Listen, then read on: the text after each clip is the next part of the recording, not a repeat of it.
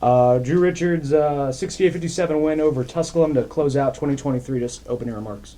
Yeah, I mean, it was a tough one. I mean, we knew coming back from break we were going to be really rusty, especially offensively. I think we did enough to win the game defensively, but they got hot in the second half. We should have done a better job guarding the second half. But, yeah, I mean, it's one of those things knocking the rust off, and there was a lot of emotion behind this game because of us losing at third place. And the way they play is just so junky. It's just, I mean, that's the only best way I can describe it. It's just a lot of junk. And so coming back from break, playing a team that plays a lot of junk, there's going to be some adjustments. And I'm glad we were able to find a way. Even when they took the lead in the second half, we were able to come back and take the lead and push it out there towards the end.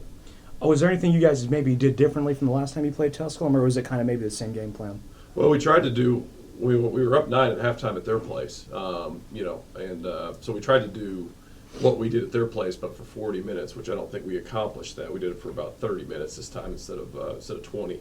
But the other thing we tried to harp on is not foul. I mean, they shot over 40 free throws at their place when we played, which is absolutely ridiculous on multiple levels. So we tried to emphasize being the more aggressive team, getting to the free throw line, attacking, and we shot double the amount of free throws we did here because I thought we attacked more and tried to be aggressive, getting to the ball to paint. And then another dominating rebound performance. You guys out-rebound them offensively 17-9. Just these last couple of games, you've seemed to be maybe crashing the boards more aggressively than your opponent. But what does that say about this team? Well, I mean, it's just trying to realizing what we're good at, what we do. At their place we were +7, I think, but we were -1 in the second half. So the big emphasis in the second half was carrying it over and making sure we out-rebounded on both halves, which I think we did. So, that's one of our identities, one of our trademarks is rebounding and trying to get better defensively. And I told the guys in the locker room we're playing a really good team next, and if we're not ready for them defensively, it's going to be really, really hard to guard. Then Nigel and Bradley had two big games today. Between the two of them, 8 steals and some big threes. Just how would you evaluate their performances today? Brad had too many turnovers. Thought he had some big shots, but the thing is, and like I said, rusty offensive wasn't just Brad. It was a lot of us. I mean, our assist turnover ratio was awful because we just getting back from break, and I think there's a lot of motion with this game. So I think a lot of guys try to put it on their shoulders to win the game for us. And I thought we were best offensively when we shared the basketball, made the extra pass and the extra play, and that's ultimately what led to kind of Nigel's 3 there that put it away. But Brad's a steady hand. Brad is a kind of a cornerstone of this program the last couple of years, and so those are the games you expect him to step up and show leadership, whether that's scoring, whether that's communicating, defending, whether that's facilitating. He can do all those. So, and then Nigel, last time we played these guys, Nigel was injured and didn't play very well, and so I know Nye was going to put it on his shoulders, and 23 and 8, and had some big steals and big plays, and that big 3 at the end. So I mean when I think of these guys, I expected them to be able to produce. I think, like I told the locker room, I was a little disappointed in our bench because I don't think we got a lot out of our bench, and only 7 points from our bench, which isn't good enough for us to be as good as we need to be. So I expect these guys, they're held to a higher standard than a lot of players because of what they've done here in the past. But we need our bench to step up moving forward because that's going to make the difference in the long run if our depth is what's going to separate us. Nigel, again, really big performance today, but especially maybe those last 3 minutes or so. You just really put the team on your back there and had a bunch of steals and a couple big points, but walk me through those last few minutes. Honestly, I actually let my man hit a corner 3 to put them up. So once I seen that 3 go in, I was like, oh yeah, I got to step it up.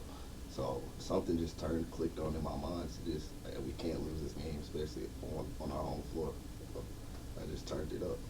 And then Bradley, Coach said a steady hand for this program.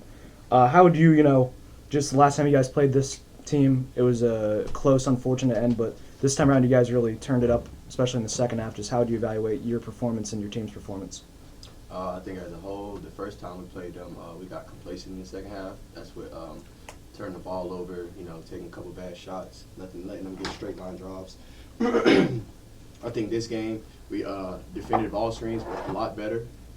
We didn't foul as much, and we also, I wouldn't say we took care of the ball, but we didn't have a bunch of pick-6 turnovers.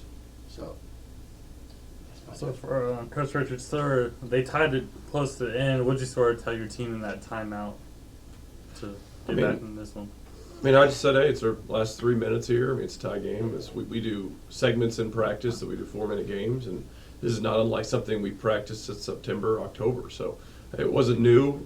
We've been in that situation before. These guys have been in that situation a lot. I think last year we won a ton of close games in that same situation. So I mean, it was more of a calming, like, hey guys, we've been here before, let's take care of business, and like I said, luckily we have good, confident players that know how to win in circumstances like that, and we just need some guys to contribute to that during the course of a game. And then Bradley and Nigel, along with other players, sparked a couple runs, pushed out your guys' lead. What were your takeaways from those runs? I thought it stemmed from our defense. I thought Nigel kind of said, their best shooter, Morris, got open, hit 2 threes, and after he hit those 2 big threes, I thought our defensive intensity picked up. And once our defensive I think when we're locked in defensively as a group, all 5 of us, I think we're a phenomenal defensive team.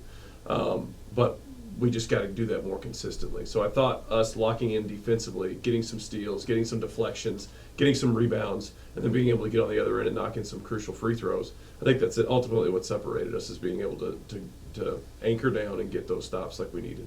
And then starting off the new year against Converse, or what are you preparing your guys for? And heading back into Conference Carolina play. Yeah, Converse is really good. They're one of the best teams in the region. I think, and they're one of the best offensive teams in the country. So, I think in the first half we would have been good enough to guard Converse tonight. In the second half we weren't. So we've got to get better defensively. We've got to be focused because they are a phenomenally coached team. They have some good players that know how to play in their roles. And it's going to be a knockdown, drag out Conference Carolina's game. That's it.